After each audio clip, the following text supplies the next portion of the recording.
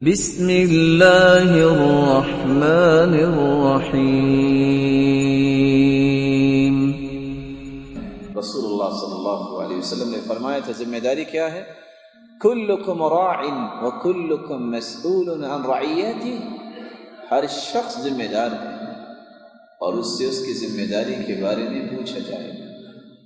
والامام راع ومسئول عن رعیته، حاکم وقت ذمہ دار ہے رعایا اور اس سے اس کی رعایا کے بارے میں پوچھا جائے گا۔